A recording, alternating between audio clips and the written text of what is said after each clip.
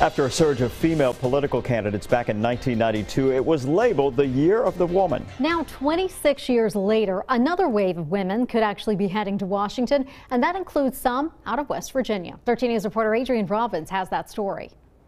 You know, this is just the beginning of the movement. Support my mother. Support my best friend. I mean this from the bottom of my long past time. 2018 is being called the Year of the Woman 2.0, and that flood of female empowerment has reached politics. I encourage more women to get involved in politics. It's great. I'd love to see more of it. It's definitely a boys' club. There's no doubt about it. In the U.S. Senate, West Virginia may be known for their mountain mamas. And with your help, I'm the West Virginia woman that's... But not on Capitol Hill, where in the 155-year history, only 2 women have represented West Virginia in Congress. The most recent, Senator Shelley Moore Capito. and the pushback was, you know, your kids aren't grown yet. And because I went from basically being a stay-at-home mom to being an office holder. But my, how things have changed. Now it's young women. When I was there, Kathy McMorris Rogers had 3 babies while she was serving.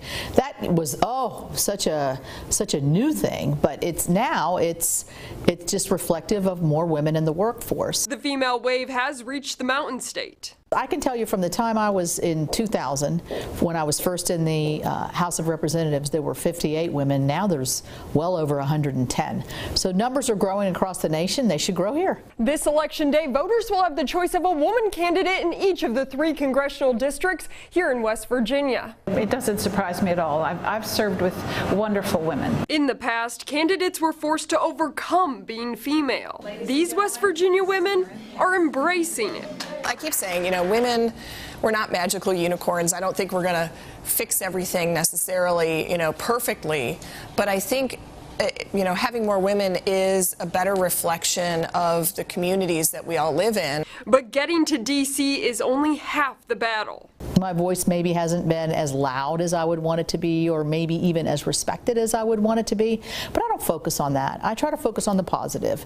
I'm one of 100. My vote counts just as much as Chuck Schumer or Mitch McConnell. History could be made on Election Day with women across the nation taking office. But when it comes to the women on West Virginia's ticket, they're more concerned with health care. Especially for the 800,000 West Virginians with a pre-existing condition. This is real lives that are on the line. Jobs. Our economy has made a turnaround that has affected everybody's pocketbook. And the opioid epidemic. We need to fight this drug addiction as though it's the most important thing we've ever experienced, because I think it is. As for the future leaders, Senator Capito runs a program called West Virginia Girls Rise Up, where she teaches young girls the skills to one day run for office or do anything that they set their mind to. I'm hoping that someday somebody's going to come up to my daughter and say, you know, your mom came to my class when I was in 5th grade and now I'm running for president, or, you know, because she showed me that you can do this.